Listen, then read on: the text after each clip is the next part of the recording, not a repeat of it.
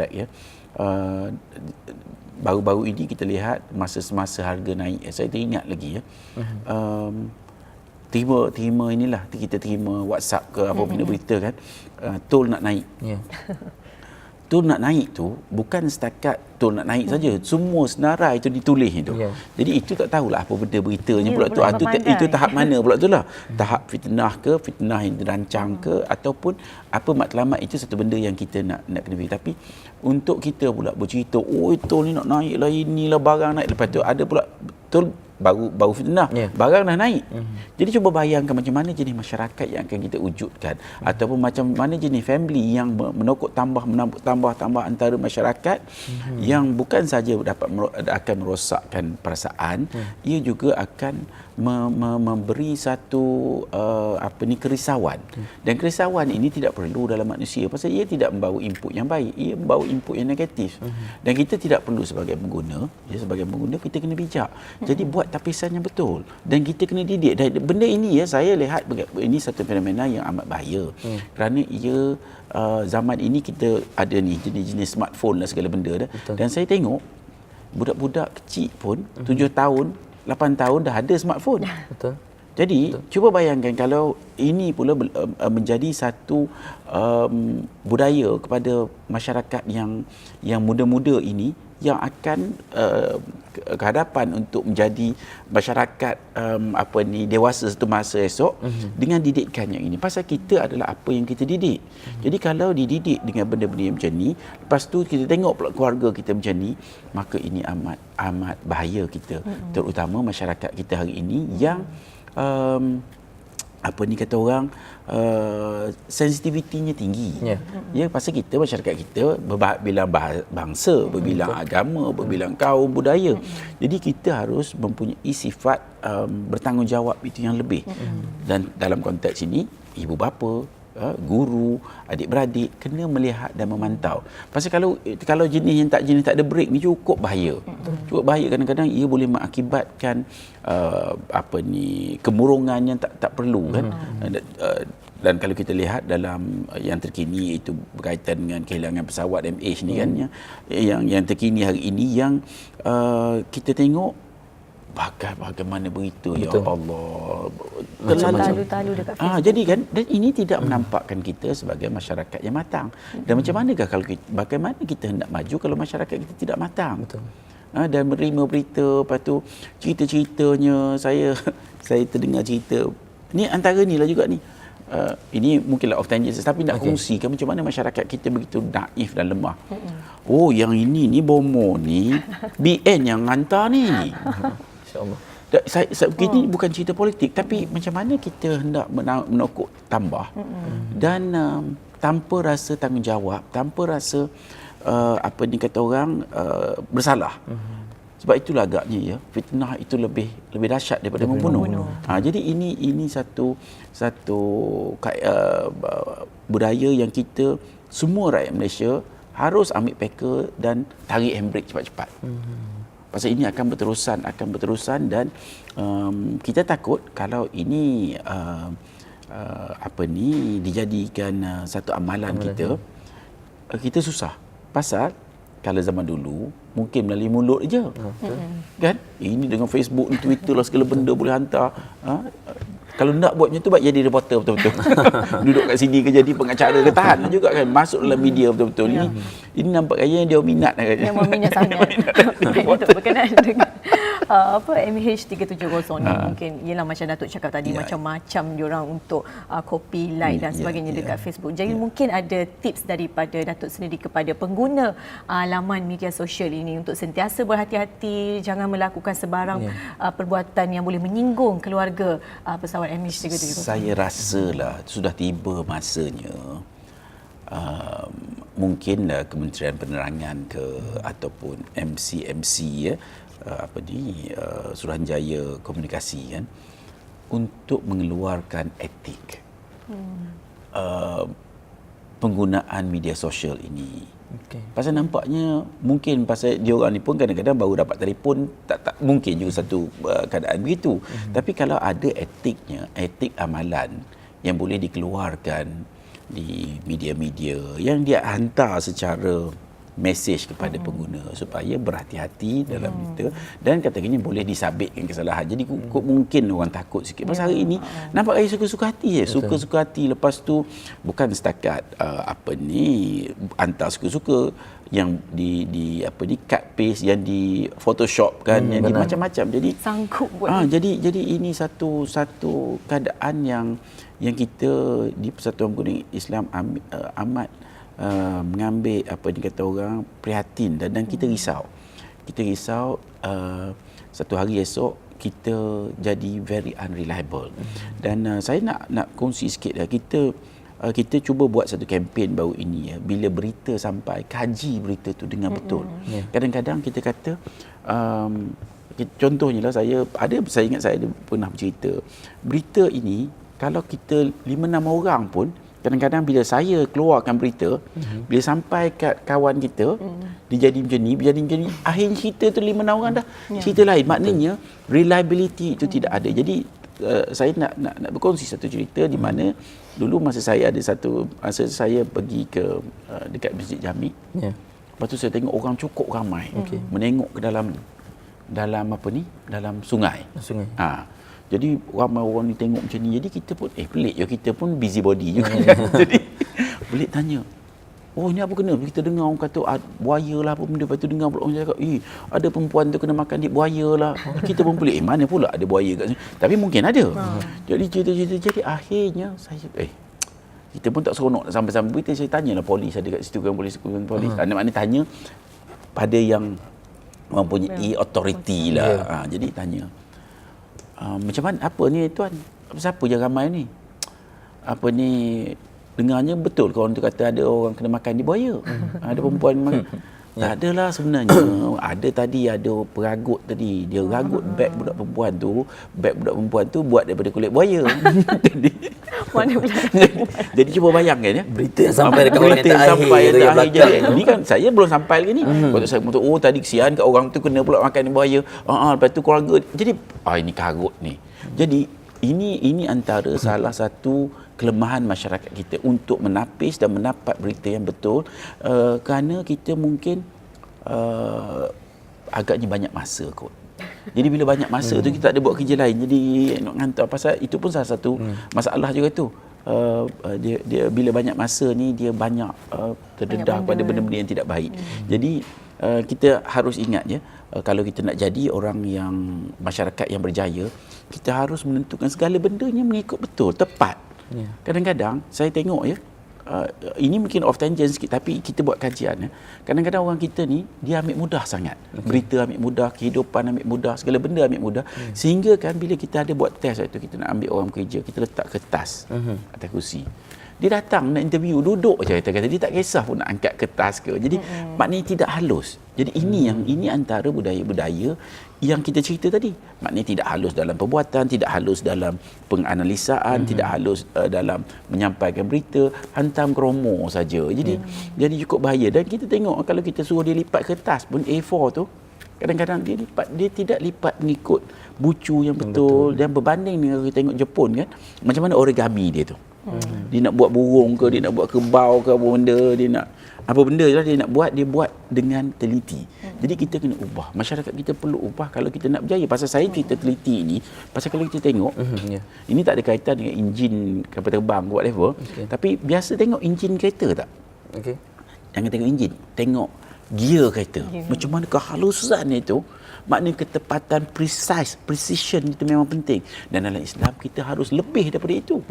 Maknanya dengan apa ni, dia punya ruh, kesungguhan kita, dengan keikhlasan kita, dengan ketepatan kita, maka baru insya-Allah kita boleh emerge sebagai bangsa yang berjaya. Secara ringkas secara ringkas dan padatnya, sikit pesanan kepada keyboard warrior yang berada di luar sana supaya tidak lagi memburukkan, tambah-tambah dalam situasi pencarian kehilangan pesawat ini.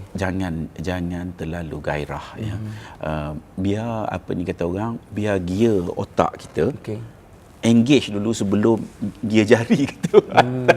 Hantar berita. Kadang-kadang dia tak ada dah, dia pakai nampak dia automatik terus dia sampai. Jadi ini amat kata orang menyukarkan kehidupan orang lain yang terkesan daripada berita-berita yang kita hantar. Baik. Terima kasih kita ucapkan kepada Datuk Nazim Johan kerana bersama dengan kita berkenaan dengan bijak sebagai pengguna, bagaimana kita bijak untuk memilih berita. Memilih, menapis, proses berita itu sendiri. Cuba bayangkan tak ada tapisan. Betul. Macam kes buaya tadi, kalau Datuk lah orang yang terakhir tu, Datuk ambil gambar tulis buaya mengganas. Ceritanya dah lain lagi. Bahaya. Nanti takut orang duduk sungai tu nanti. Betul.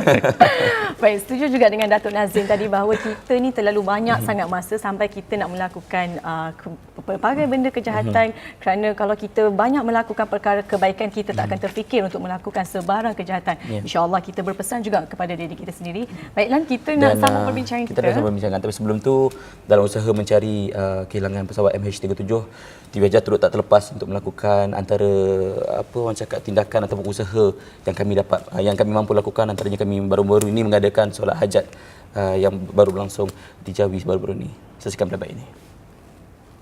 Tadi kita cerita pasal gadis KL dan sebagainya, berkenaan dengan inspirasi buku. Sekarang ni kita nak beli buku tu, kita ni siapa?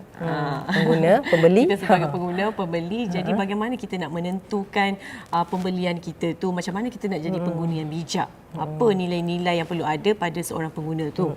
Dan kita akan membincangkan seterusnya bersama dengan tetamu kita kat studio. Tak lain tak bukan, yang tak asing lagi kepada anda semua. Sebut je pasal pengguna, kita tahu siapa. Okay, kita nak perkenalkan di sebelah Imam tetamu kita yang berbahagia, Datuk Nazim Johan, iaitu Ketua Aktivis PPIM, Persatuan Pengguna Islam Malaysia. Assalamualaikum. Waalaikumsalam. Selamat datang. Lama kita tak dengar hujah-hujah ni di pentas Assalamualaikum ni. Mungkin sebelum ni kita sibuk belanja, tapi kali ni bila kita cerita pula pasal nilai pengguna macam macam terbangun. Hari ni berapa bulan? Baru dapat gaji hari ni ke? 9 bulan. Ada yang mungkin dah habis gaji pun. Okey, bila sebut pasal nilai pengguna, tanya apa yang kita nak ceritakan tentang nilai pengguna atau berkaitan dengan nilai diri kita? Dia sebenarnya pada penerbit lah, kita pasal cerita pasal buku tadi kan. Kadang-kadang semua kita biasa baca kan.